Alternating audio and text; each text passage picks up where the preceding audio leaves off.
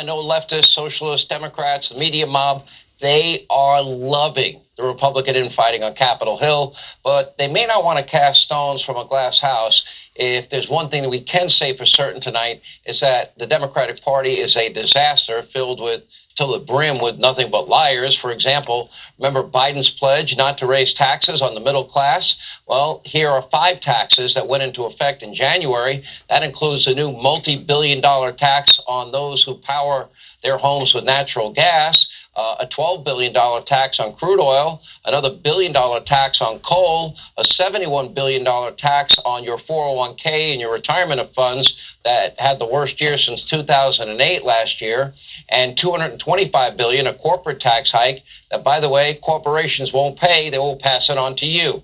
But don't worry, good news from the beyond the grave in New York, where Democrat Governor Kathy Hochul, she's now made it legal to compost dead bodies at your house.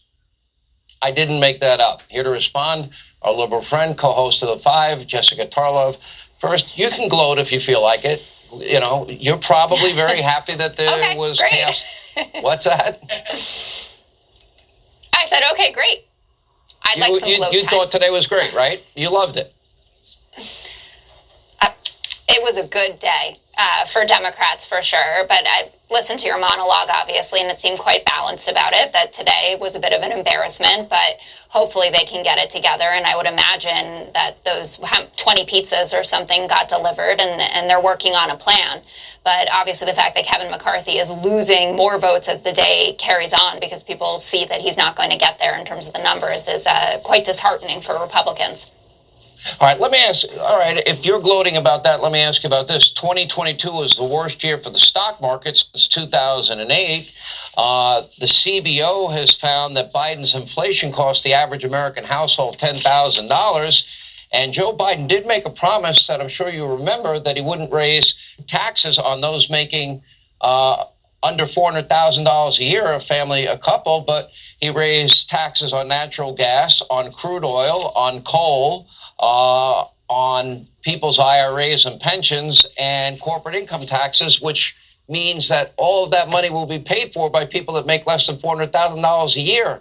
Are you happy with Joe's record and performance in 2 years? Isn't $10,000 in Biden inflation tax high? Shouldn't he have kept his promise not to tax people making under $400,000 a year?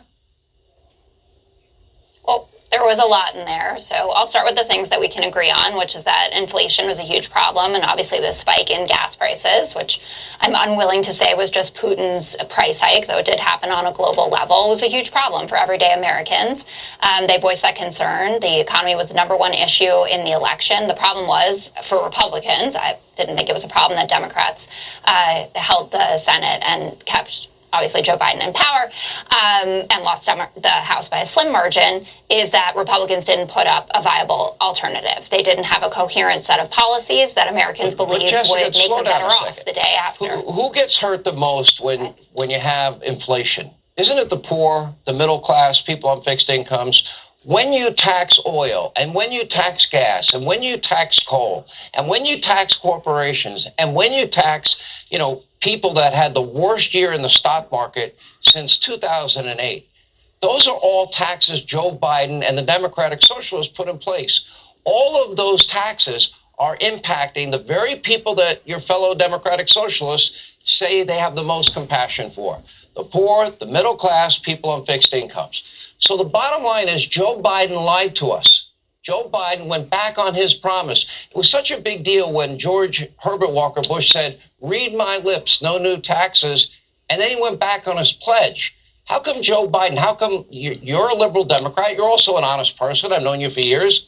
Why can't you say Joe Biden broke his promise and it now will hurt the poor, middle class, and people on fixed incomes? Because I don't think that's really what happened here. So first and foremost, I don't identify as a Democratic Socialist, and Joe Biden is certainly not a Democratic Socialist. Well, hang on a second, but you admit he raised those taxes. You admit he raised those taxes. Well, no, so there were a number of incentives built in to being greener about your life, moving to working with electric cars, natural gas, solar panels, But he has a natural gas tax. but he has a crude oil tax and he has a coal tax. So people that heat their homes and cool their homes, they're all going to pay a lot more. That is being paid for by every American, regardless of income. Well, right? Okay. Checkmate. It does factor. You win. No, it's not. You shouldn't have done it. No.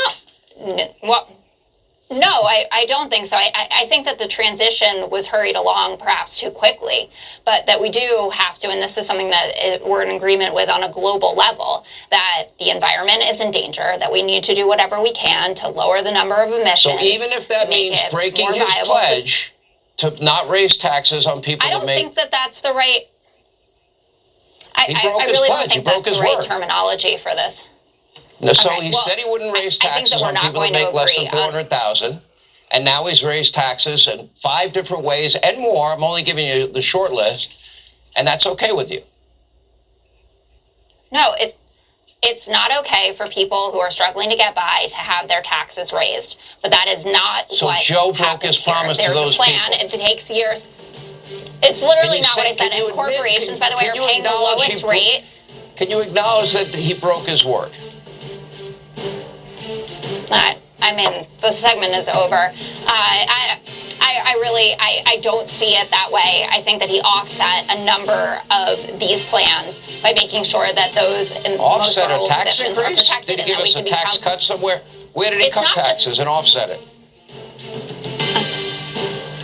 Honestly, Sean, I need to look at the plans again. We were supposed to talk about burying yourself, composting yourself, and now we're back to tax plans. Well, by the way, can you at least acknowledge that Kathy Hochul allowing the composting of dead human remains is kind of weird? I won't be jumping at the chance to do it, but I think that if people want to be returned to the earth, maybe that's a nice, final voyage, and you could turn into a tree or a garden or something like that. Throw a little alfalfa on her, little hay on her, put grandma, and then we'll plant flowers and use it as fertilizer for our crops next year. Dead bodies, human bodies. All right. Anyway, great to see you, Jessica. Thank you. We appreciate it.